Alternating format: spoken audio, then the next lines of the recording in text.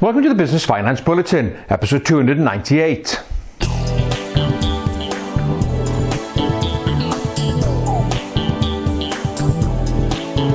Welcome again to the latest Business Finance Bulletin with me, Rob Warlow from Business Loan Services, the commercial finance expert. In this bulletin, update on the coronavirus business interruption loan scheme, bounce back loans launched with mixed results, and what are you going to change?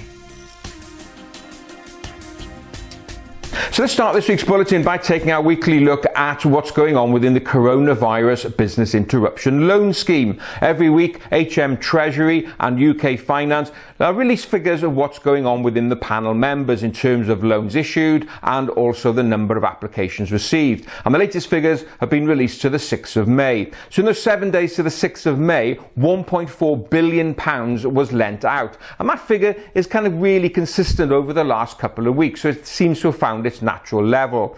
The total amount of money now issued under the scheme comes to £5.5 billion. In terms of applications approved during that 7-day period to 6th of May, well, there were 8,550 loans successfully approved, and that takes the total approval number of loans up to 33,812. In terms of total applications received, well, as at the 6th of May, total applications received came to 62,674, and the approval rate based on the 33,812 loans approved versus applications received comes to 54%. And we're starting to see that kind of rating improve week on week. But of course, there's still a large number of businesses which have not been successful or haven't received an answer yet. Further good news on the scheme, another 10 lenders have been accredited by the British Business Bank. And those 10 lenders include 1PM, Assets Capital, Atom Bank, eBri, Fleximise, Investec, Social Investment Business, Tower Leasing, Ultimate Finance and White Oak UK. Now that takes the total new lenders since the scheme started of 22. So 22 new members are now able to offer CBILS loans. So we can see there starts to be a really good level of activity going on, but of course it's still down to you to make sure that you present a really compelling case. And the key thing is you have to show that you've been negatively impacted by the coronavirus. So carefully put your application together in order to present the very best case. On now to the bounce back loans. Well, they formally were launched on the 4th of May and kind of mixed bag results, but overall not bad considering the relatively short notice that the banks had as regards the launch of this product. There's activity levels where we've only got figures for the first 24 hours, and it showed that £2 billion worth of applications were approved with 69,000 loans distributed.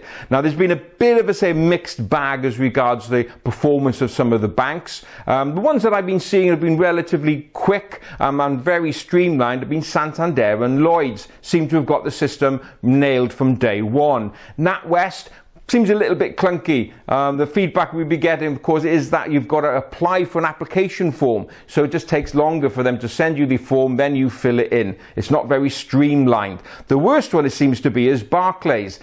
Say mixed results there. Some people saying they got their money very quickly after application, but many people are complaining that they can't get to the original application form because Barclays saying that they need some additional information. Presumably, they know your customer or KYC information is out of date, and it's saying that they need to update your information.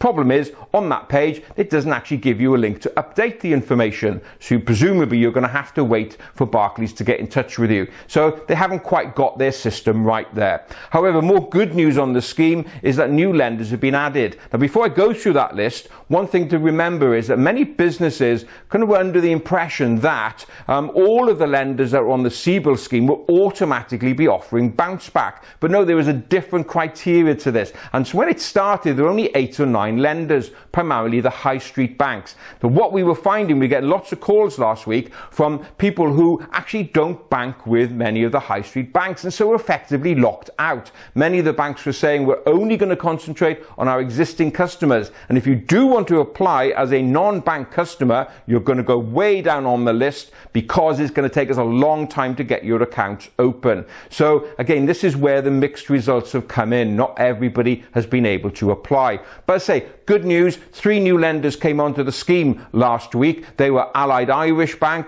Co-op Bank and also Starling Bank. Now Starling have probably been the most proactive. They're formally going to open their bounce back applications on Monday the 11th of May, and they have said that they will accept applications from non-customers, but you have to open an account there and then, and also pledge that you will use it as your main bank account going forward. A little bit sneaky, but hey, at the end of the day, if everybody wants to get these loans, then you need to be working with a bank that can do this for you. So as I said, a bit of a mixed bag, but at least some progress being made and some really positive news about businesses getting finance much quicker than they've experienced before. Well, to close this bulletin, I want to pose a question. What are you going to change in your business? Now, I've had a lot of conversations with businesses over the last week or so as they start to prepare, hopefully, for a small release in the lockdown. People just seem to be getting ready to get back to business. And the conversations I've had have been very interesting because many businesses are saying that this has really been an opportunity to reassess where they are. Some of them are saying that they're going to slim down the number of outlets that they operate from. They realize that perhaps smaller outlets or smaller offices may not be as productive or as profitable as they previously were. Also, many of them have taken a look at the type of customers they serve. They're really focusing on the ones where there'll be the highest profit margin and the higher level of engagement.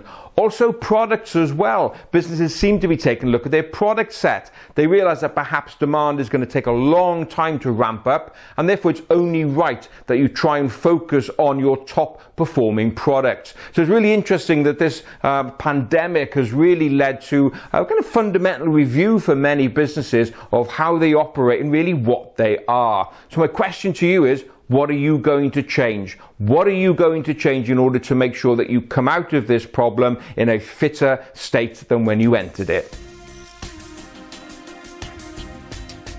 Well, that's it for another bulletin. As ever, I hope you enjoyed watching, and if you did, please don't forget to give it a like and a share. So that's it. Look forward to being with you next time. In the meantime, have a healthy, profitable and safe week.